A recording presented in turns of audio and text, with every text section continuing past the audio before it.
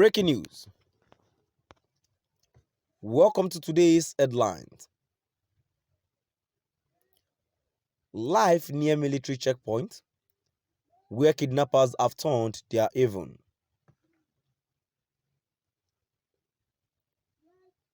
Life near military checkpoint where kidnappers have turned their haven.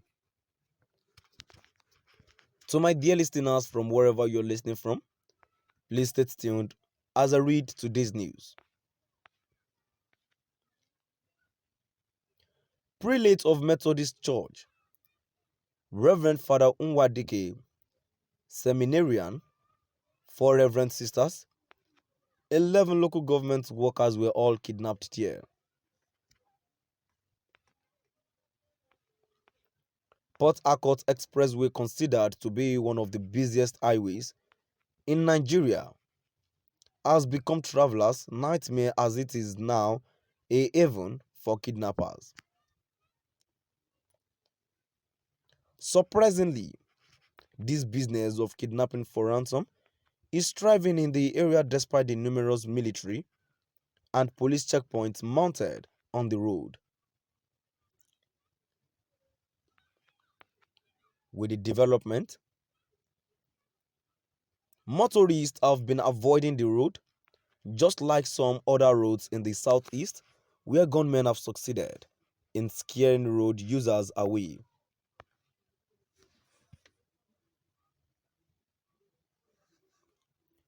The most dangerous segment of the expressway is the Lokpa, Abia State, to Okigwe, Imo State, axis, which also hosts one of the biggest cattle markets in the country.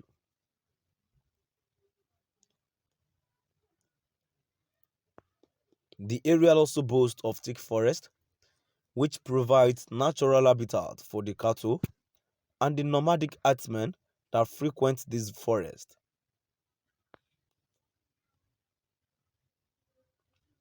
When cattle market was established at Lokpantala along the expressway, and the traders moved the market from Umaya to the area, residents of the surrounding communities welcomed it with open hands, believing it would help boost their economy. After over 15 years of the existence of the market in that area, the host communities might be regretting donating their valuable farmland for the building of the cattle market because the frequent kidnappings in the area have heightened insecurity for them.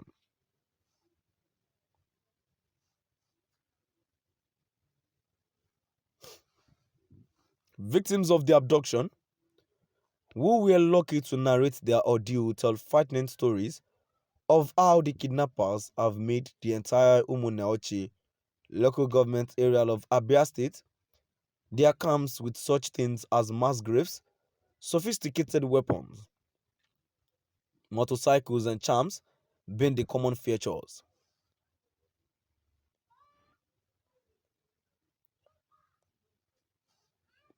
In the last 6 months,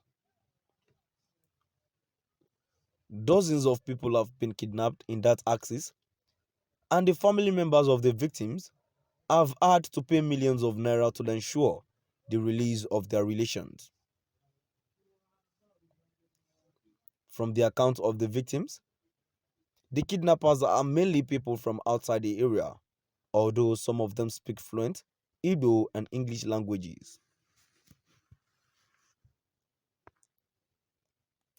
Last week, the gunmen abducted 4 Reverend Sisters belonging to the Congregation of Sisters of Jesus the Savior, and for 2 days kept them in the forest. Those abducted were Reverend Sisters Johannes Nwodo, Christabel Echemazu, Librata Ubamalu, and Benital Agu, who were returning to their convent after attending a mass.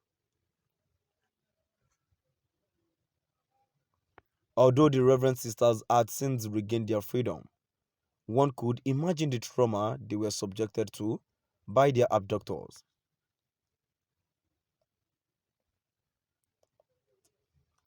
Earlier on August 12th,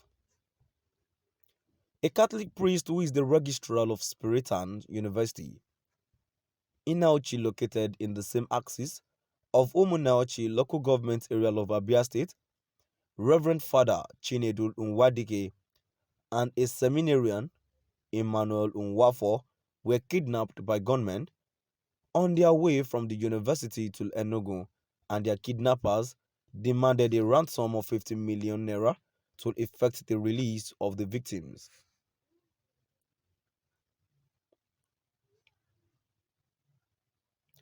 A month earlier, a top official of the university, who hailed from Amesi in Naguata local government area of Anambra State, and his female colleagues were also kidnapped as they were returning home from work.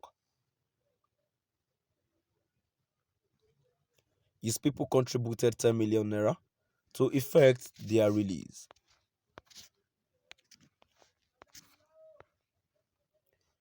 The rate at which kidnapping is taking place in the area is affecting the operations of the university, owned by the Holy Ghost Fathers of the Catholic Church.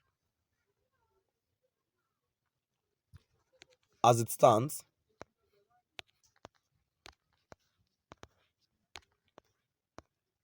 the university, which is located in a beautiful environment, ideal for learning, has been difficult. Has been having difficult attracting students and workers, in spite of enormous investments made in the massive campus by the proprietors. In fact, it was the second time Father Nwadike was attacked by the gunmen.